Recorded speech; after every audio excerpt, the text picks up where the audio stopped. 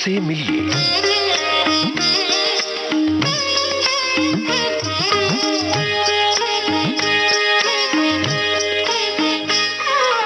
इनसे मिलिए कार्यक्रम में हमेशा हमारी कोशिश यही होती है कि आपकी मुलाकात हिंदी फिल्म जगत से जुड़ी ऐसी हस्ती से करवाएं जो अपना नाम बनाने की कोशिश कर रही हो, जो एक ईमानदार कोशिश कर रही हो अपने काम को आप तक पहुंचाने में।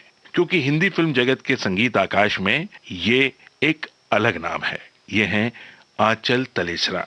जी हाँ, महिला संगीतकारों की बहुत कमी है हमारे हिंदी फिल्म जगत में। तो जब भी किसी महिला का नाम इस क्षेत्र में आता है तो जाहिर सी बात है वो खास हो जाता है, वो विशेष हो जाता है, स्पेशल हो जाता है। तो आइए युवा संगीतकार आंचल तलेसरा से बातचीत सुनते हैं कमल शर्मा की। आंचल जी, विविध भारती के इस कार्यक्रम में आपका बहुत बहुत स्वागत है। नमस्कार। शुक्रिया, मैं भी बहुत खुश हूँ यहाँ आके। सबसे पहले तो आंचल जी हमें ये बताइए कि भारत के किस अंचल से आपका रिश्ता है? हम उदयपुर से बिलोंग करते हैं और born and brought up in Udaipur. Rajasthan तो बड़ी खूबसूरत जगह है और हम ये कहें कि उस धरा के कण कण में संगीत बिखरा पड़ा है। जहां आप खड़े हो जाइए, संगीत आपके कानों में उसके छींटे पड़ने लगते हैं। छोटे छोटे बच्चे जो हैं वो बहुत खूबसूरत गाते हैं। इतना मीठा, इतना सुरीला राजस्थान है। ये बात बिल्कुल सच है और बहुत ही ब्यूटीफुल जगह भी है जहाँ से आई कम, उदयपुर। वहाँ पे जो लेक्स हैं, पैलेसेस हैं और संगीत जो वहाँ का है, जो फोक म्यूजिक है, जैसे शादियों में घूमर होता है और तो बहुत ही प्यारा म्यूजिक है। वहाँ पे शिल्पग्राम है, वहाँ पे हर साल मेले होते हैं, उसमें डांसेस, फोक डांसेस और बहुत ही रिच कल्चर है। संगीत की तरफ आपका रुझान कैसे हुआ? मेरे पेरेंट्स जो हैं दोनों, they are very fond of music. तो उनने मेरे को बचपन में, म्यूजिक इंस्टीट्यूट है संगीत नाट्य निकेतन, बहुत ही पास में था घर के, तो वहाँ ले गए थे मुझको। तो वहाँ से बस जो मैंने शुरू किया म्यूजिक सीखना, तो उसके बाद बस बहुत लगाव हो गया और लगाव फिर बढ़ता ही गया। हमारे यहाँ तो गुरु शिष्य परंपरा है जी। तो इसके लिए आपने अपने किसी गुरु का भी सहारा लिया, उनकी शरण में भी गई? जी बिल्कुल, मैंने काफ़ी तालीम ली। मैंने इंडियन क्लासिकल म्यूजिक सीखा, काफ़ी टीचर्स से सीखा, पंडित आर के बोस, और उनसे तबला सीखा मैंने। और भी टीचर्स हैं, घनश्याम जी, जो शायद पता नहीं होगा काफ़ी लोगों को, लेकिन मदन मोहन जी के चीफ असिस्टेंट रहे हुए हैं, तो उनसे भी सीखा था। तो काफ़ी लोगों से सीखा है। क्या बात है, क्या बात है। वहाँ उदयपुर में भी पढ़ाई की होगी, उसके बाद में मुंबई में भी आपने? जी बिल्कुल बिल्कुल, मैंने उदयपुर में मेरा ग्रेजुएशन किया था जी। आफ्टर 12th मैं, मतलब मुझे इच्छा थी कि मैं मुंबई आऊँ, क्योंकि मुंबई में अपॉर्चुनिटीज काफ़ी हैं फॉर म्यूजिशियंस। सिनेमा का तो तीर्थ है। हाँ, सिनेमा का तो बिल्कुल तीर्थ है मुंबई। तो इसलिए मेरी बड़ी इच्छा थी कि मैं बॉम्बे आऊँ। उदयपुर में तालीम ली, फिर बॉम्बे आके थोड़ा वेस्टर्न म्यूजिक भी सीखा और बस सीखती गई और फिर और लोगों से मिलना हुआ और इसी तरह से मेरा सफर चलता रहा। आंचल जी, पर कहते हैं कि जो लोग सिनेमा में संगीत देना चाहते हैं उनको अगर शास्त्रीय संगीत की मोटी मोटी जानकारी हो तो भी चलता है, क्या ये सच है? ये एक्चुअली डिपेंड करता है। मुझे ऐसा लगता है कि इंडियन म्यूजिक जो है और ये जो हमारा सिनेमा का म्यूजिक है, उसमें हर तरह के रिक्वायरमेंट्स आते हैं, सिचुएशंस आते हैं। हर फिल्म की सेटिंग जो होती है अलग होती है। कोई राजस्थान बेस्ड होती है, तो कोई बंगाल बेस्ड फिल्म होती है, तो और कोई एनआरआईज के ऊपर होती है, तो कोई लंदन से होते हैं कैरेक्टर्स, कोई कैरेक्टर्स अमेरिका से होते हैं। तो I think as a music director आप जितना तरह का म्यूजिक सुने, अपना हॉराइजन्स को एक्सपैंड करें, वो अच्छा है आपके लिए, क्योंकि हमारा कल्चर बहुत ही वेरिड है और हर तरह का म्यूजिक फिल्मों में कभी कभी यूज होता है, कभी कोई। और अब तो क्या है कि जो यंगस्टर्स आ रहे हैं, जो ये जनरेशन है, इसका सिनेमा ही अलग तरह का है, उसकी अप्रोच ही अलग है। म्यूजिक को लेकर के, लिरिक्स को लेकर के भी बहुत जबरदस्त चेंज आया, बदलाव आया है। हाँ, वो बिल्कुल सही है, बदलाव आया है। वो आई थिंक हर जनरेशन के साथ आता है और आई थिंक जिस तरह से हमारी लाइफ फास्ट पेस्ड होती जा रही है, तो टेम्पो, वैसे ही म्यूजिक में भी टेम्पो बढ़ता जा रहा है। तो डांस म्यूजिक आजकल काफ़ी अहमियत हो गई है उसकी, which is very interesting I think. But मुझे लगता है at the same time we should be like हमको अपना लाइक हमारा कल्चर भी काफी रिच है, जहाँ से अच्छा जो बात मिल जाए तो अच्छी बात है। आपको देख के तो लगता है कि बहुत कम उम्र है आपकी और एक लंबा सफर आपको तय करना है।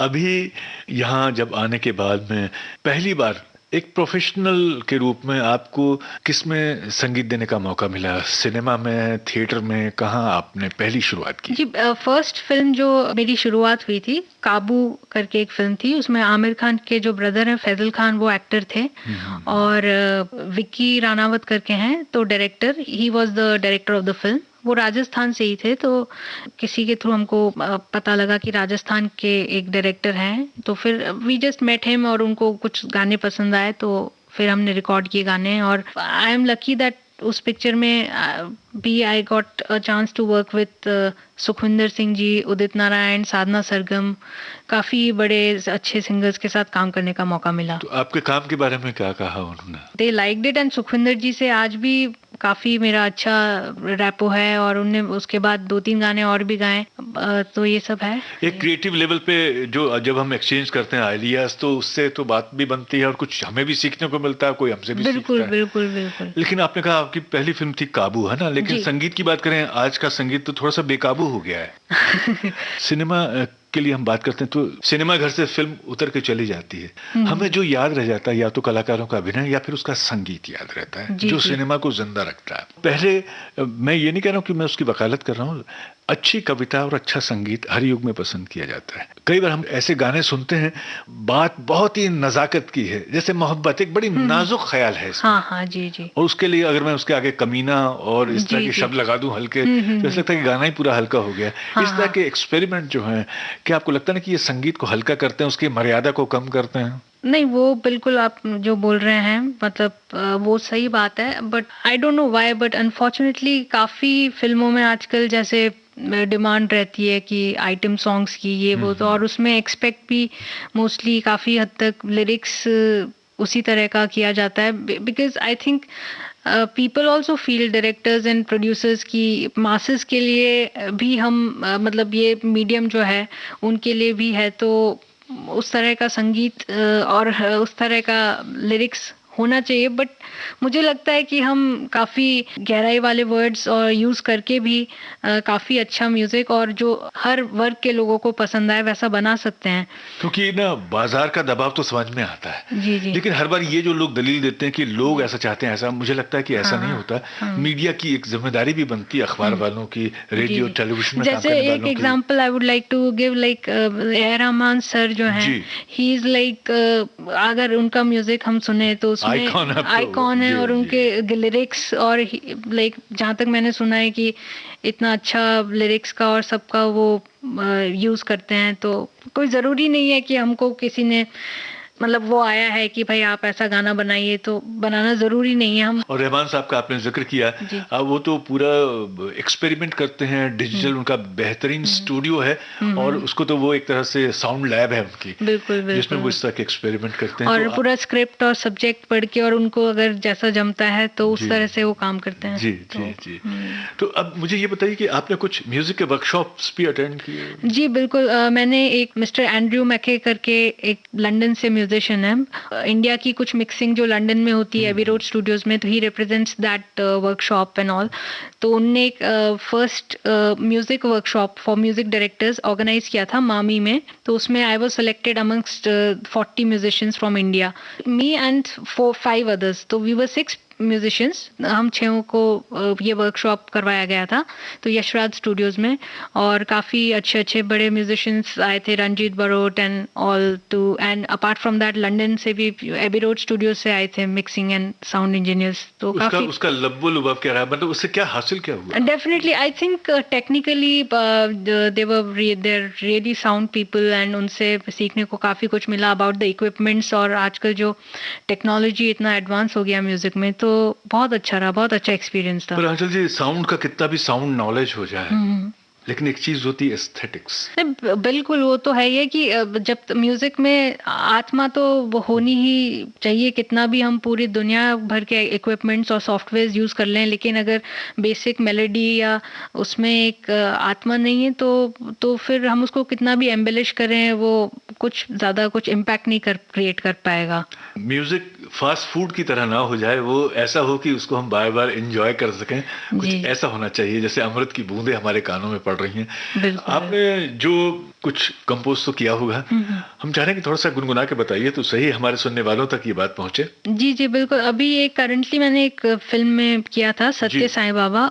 आई सिंग समथिंग फ्रॉम दैट। लगी रे लगन मोहे साईं की बोले मोरा मन मोहे, साईं साईं लगी रे लगन मोहे साईं की बोले मोरा मन मोहे, साईं तेरे प्रेम ने किया है मगन मोहे, तेरी भक्ति ने किया है मगन मोहे, जग से बेगाना हूँ मैं, हो जग से बेगाना हूँ मैं, साईं का दीवाना हूँ मैं, लागी रे लागी रे लागी रे। क्या बात है, क्या बात है। हमको भी बिल्कुल कहते ना दिल पे आके लाग गई है। लग गई, क्या बात है। Thank you. उसकी एक वजह ये कि सुर भी आपका बहुत अच्छा है, सुरीला है, गला बड़ा।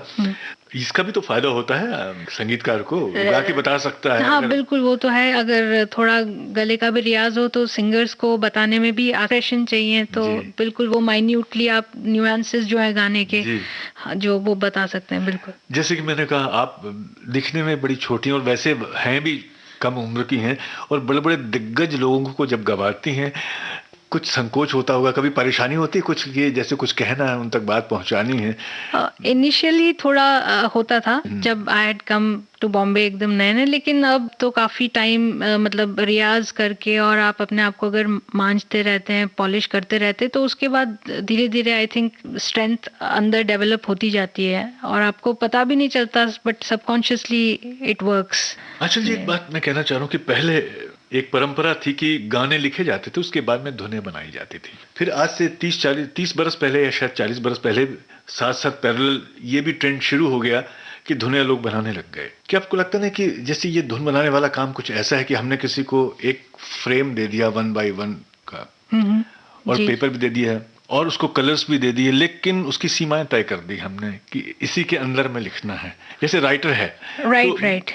उसकी कहीं ना कहीं एक आजादी जब जाती है तो उसका एक अच्छे संगीत के, एक अच्छे गीत के जन्म में, अच्छी कविता के जन्म में कहीं ना कहीं वो थोड़ी सी बाधा तो पहुंचाता है। जी, आई थिंक ये दोनों तरफ से है। अगर जैसे कंपोजर को लिरिक्स हमने दिया, कभी कभी मुझे लगता है जैसे कोई अच्छा लिरिक्स होता है तो वो इंस्पायर करता है कंपोजर को कि अच्छी सी धुन अपने आप ही बन जाती है, ऑर्गेनिकली बन जाती है। आपको हाँ, आपको इतना ज्यादा स्ट्रेस नहीं करना पड़ता, मेहनत नहीं करनी पड़ती है, अपने आप ही धुन आती है और आप खुद भी सोचते हैं कभी कभी कि कैसे आई, मतलब क्या हुआ, बट वो अपने आप हो जाता है।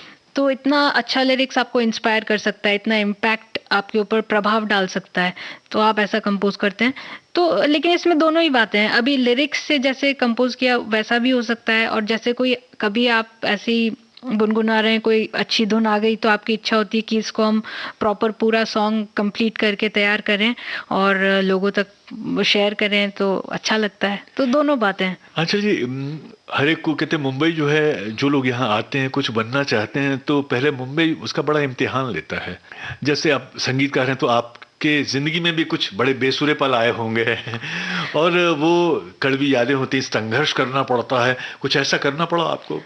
पहली बात तो मुझे याद ही नहीं रहता कोई भी नेगेटिव बात है। मैं आई बिलीव इन पॉजिटिविटी, ये तो बहुत अच्छी और बात है। हमेशा जो मेरे को बस ये होता है कि आगे पॉजिटिवली सोचो और आगे बढ़ो जिंदगी में, और अच्छी बातें सोचो, अच्छी बातें शेयर करो लोगों के साथ। इनसे मिलिए कार्यक्रम में अभी हमने आपको युवा महिला संगीतकार आंचल तलेसरा से एक बातचीत सुनवाई कमल शर्मा से।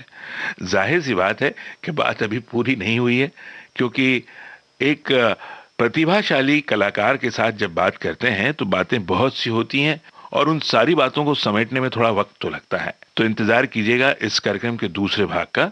इस कार्यक्रम के लिए तकनीकी सहयोग वंदना ठाकुर से मिला, कार्यक्रम के लिए प्रस्तुति सहयोग मिला PK नायर से, और प्रस्तुतकर्ता सुभाष चंद्र सिंह। इनसे मिलिए।